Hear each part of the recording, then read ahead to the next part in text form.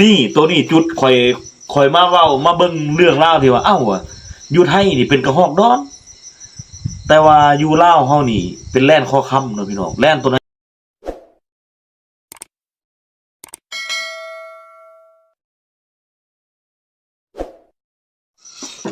สบายดีพี่น้องมื้อนี้เฮาก็บ่ได้ออกป่าเนาะบ่ได้เข้าป่ามันหนาวนะมันลมมากับพานลอยพุ่นเนาะมื้อนี้ก็สิมาเว้าเรื่องการเข้าป่านี่นะพี่น้องแบบอีกเบิ่งเนาะว่าสิไปกับเพิ่นไปนอนป่าไปกินข้าวป่าพี่น้องเบิดให้นึงแล้วตอนนี้ก็เบิดให้นึงแล้วเพื่อว่าก่อนสิเข้าป่านะงอกินข้าวเบิดให้นึงแล้วกันหนาวพี่น้องอยู่อีกเลยไม่ให้ชีหนาวแกเสื้อโชว์ก็ได้เอาล่ะพี่น้องอยู่บ้านเฮาตอนนี้ก็เรื่องกฎของการเข้าป่าแล้วพี่น้องก็ว่าเรื่องอยู่ทางเฮานี่ก็มันก็บ่อันนั้นบ่ได้เนาะพี่น้องมันก็ไปได้ก็คอกมาแล้วพี่น้องคอกเพิ่นนั่นแหละเดี๋ยวก็เฮาก็ไปล่ามาหวายแล้วเนาะคันสิว่าภาษาคนบ้านคนเฮาก็ได้ภาษาพี่ก็ไปล่ามาคอกบ่ดึงจังได๋แต่ว่ามันก็มี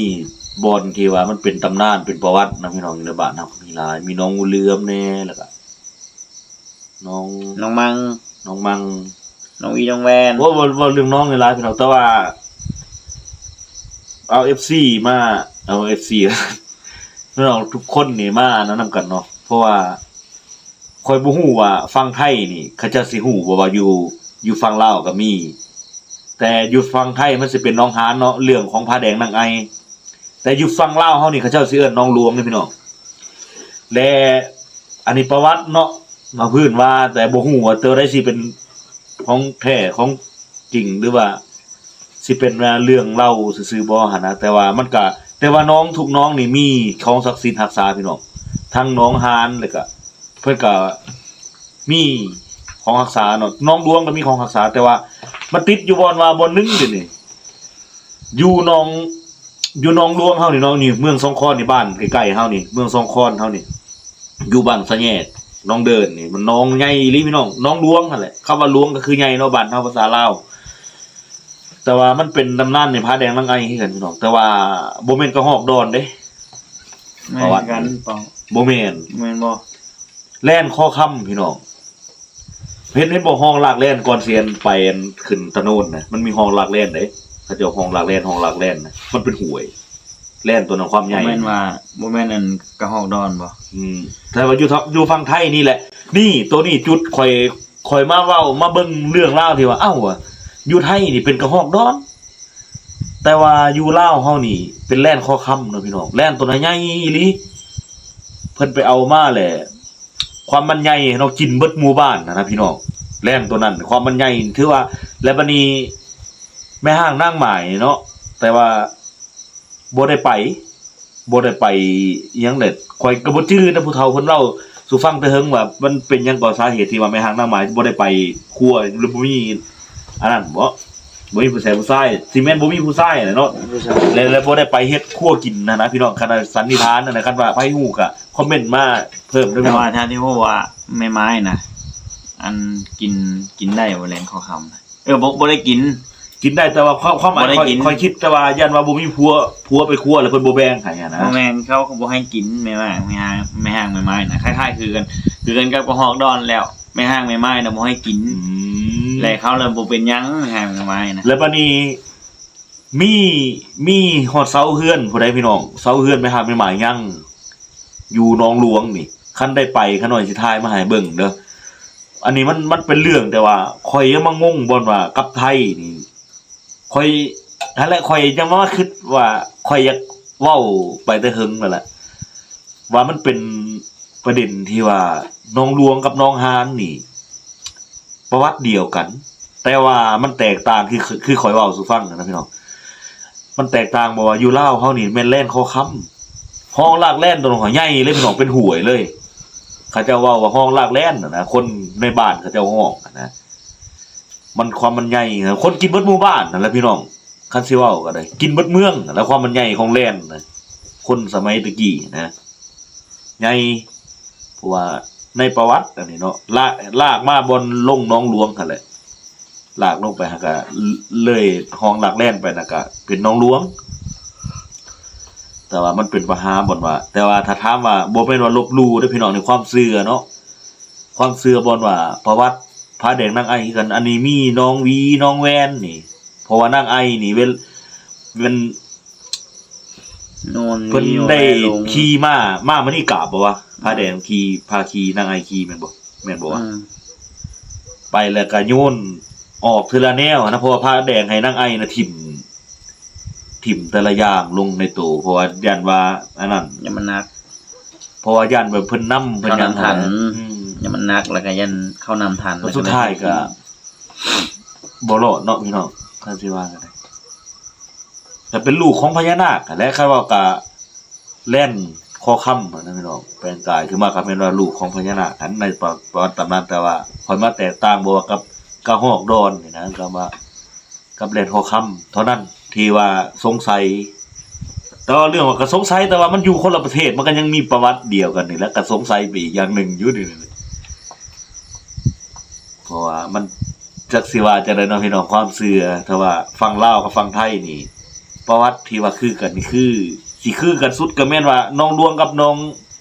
องหานนี่แหละที่ว่าประวัติพาแดงนางไอนี่แต่ตัวอื่นก็สิบ่มีดอกพี่น้องเบิดอันนี้ความเชื่อของข่อยเนาะว่าประวัติแต่ละประวัตินี่ก็สินอกนั้นก็สิบ่มี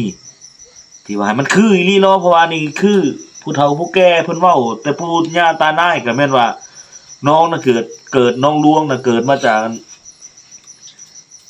เมืองลมหลวงนี่แหละพี่น้องคันสิว่าแล้วก็ได้เขาจะเมืองลมหลวงเนาะอยู่ลาวเขาจะห้องกันเลยว่ามันเป็นน้องหลวงหั่นนะพี่น้องน้องหลวงและบัดนี้เว้าเรื่องประวัติเนาะบัดนี้ประวัติที่ว่าเขาว่าคันภาษาลาวเฮาว่าเพิ่นบ่นผีเข็ดเนาะพี่น้องแต่คันภาษาไทยนี่เขาจะสิผีเฮี้ยนเนาะอันนี้เขาหน่อยบ่ฮู้ว่าเข้าใจผิดหรือบ่เนาะก็ผู้ใดอันนั้นก็ผู้ใดอยู่ฝั่งไทยก็คอมเมนต์มาได้เด้อผู้อยู่ภาคอีสานผู้เข้าใจภาษาเขาหน่อยเว้าเนาะมีบุญบังไฟพี่น้องเขาเจ้าก็เฮ็ดบุญบังไฟอันนั้นนั่นแหละแต่ว่าเฮาก็สิบ่ได้จัดยิ่งใหญ่คืออยู่ไทยดอกเนาะเพราะว่าก็จัดตามฮีตของประเพณีมีบังไฟแต่ข่อยยังน้อยผู้ดอกตัวนี้ก็ได้ไปจูดบังไฟอยู่น้องหานพี่น้องน้องหลวงขอโทษข้ามไปฟังไทยเลยกูบัดนี้จูดบังไฟอยู่น้องหลวงพี่น้องจูดแหละจูดบ่เขาเนาะพี่น้องบังไฟบางนั้นจูดกะเขาก็แม่นแต่ละบัดนี้มียายนึงน่ะเราเมาแล้วท่าท้ายนะพี่น้องว้าวคนเมาเนาะคันสิเว้าก็ได้ผู้หญิงเด้โอ้บังไฟบ่นี่บังไฟบ่เขาเอาลงมานี่มาจูดใส่ปากหูขี่กูนี่เนาะเราเว้าความว่าสิเป็นคนบ้านอื่นหรือว่าคนเขตนั้นก็บ่ฮู้เขาก็เอาลงมาบังไฟเนาะเพราะว่ามันจูดได้ก็บ่เข้ามันลายสนวนแล้วก็เอามาพอเอาลงมาฮอดดินพี่น้องบัดนี้มันติดไฟบัดนี้มันซัดเขาพอดีตำปากแล้วทะลุงอนคนที่เว้านั่นแหละก็เลยว่าเนาะความว่าคันแม่นว่าความว่าเพิ่นศักดิ์สิทธิ์เพิ่นแบบว่า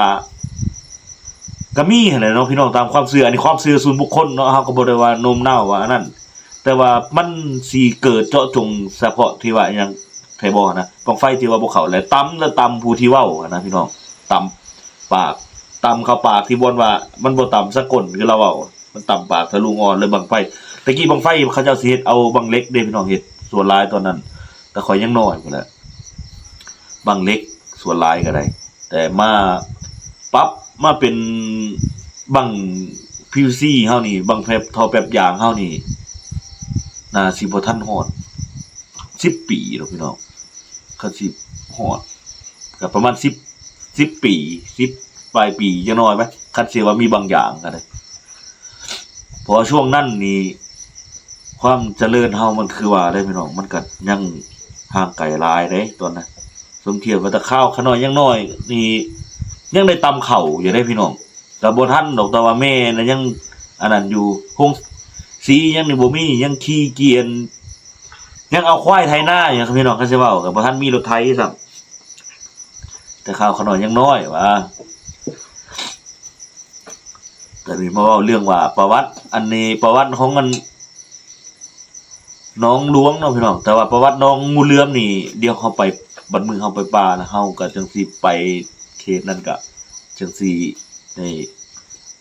ไปแต่ว่ามีพ่อตาที่น้องงูเหลือมนี่มีเพิ่นพ่อตาที่เล่าไปกับหมู่เราอีหลีเพราะว่าตอนนั้นข่อยยังน้อยไปพอดีเราบอกให้ฟังพี่น้องพอดีจื้อก็บ่น้อยปานใดเนาะพี่น้องก็ประมาณ10กว่าปี11 12ปีแหละขน้อยก็ตอนนั้นก็ได้พ่อตาเพิ่นเว้าสู่ฟังพอดีจื้อพอดีเด็กน้อยอยากฟังผู้เฒ่าเพิ่นเว้าสู่ฟังนะพี่น้องมันเป็นที่แบบว่าเล่าไปกับหมู่เรานะแต่ว่ามื้อนี้เฮาก็สิขอเกริ่นไว้ส่ำนี้ก็เอาไว้ว่าบัดเฮาไปนอนป่าเฮาก็สิเล่าสู่ฟังเนาะว่าประวัติน้องงูเหลือมมันเป็นมาจังไดจังว่าได้ชื่อว่าน้องงูเหลือมเนาะอันนี้อยู่ในบ้านเท่านี้อันนี้อยู่บ้านละหาน้ํนี่พี่น้องก็สิว่าแล้วก็ได้สำหรับคลิปนี้ก็ขอจบไปส่ำนี้พี่น้องผู้ใดเข้ามาเบิ่งมาหยังก็ของค่าใจกับเขาน้อยก็ของค่าใจคือกันนะพี่น้องน้องหลวงกับน้องหานเนี่ยผู้ใดฮู้จักก็ผู้อยู่ฝั่งไทยฝั่งลาวก็คอมเมนต์ใต้คลิปได้เด้อพี่น้องอยากฮู้ว่ามันเป็นมาจังได๋หั่นนะเพราะว่าน้องนี่มันประวัติมันมาแนวเดียวกันแต่ว่าต่างก็คือข้อยเว้าเลยว่าแล่นคอกค่ำกับอันกระหอกนอนเนาะพี่น้องสำหรับคลิปนี้ก็สบายดีพี่น้องให้ร่ำให้รวยผู้ใดเข้ามาเบิ่งก็พอกันคลิปหน้าสาธุ อันโอ้น่ากลัวมากรวดจบคลิปแบบตลกๆเนาะพี่น้องโอ้ย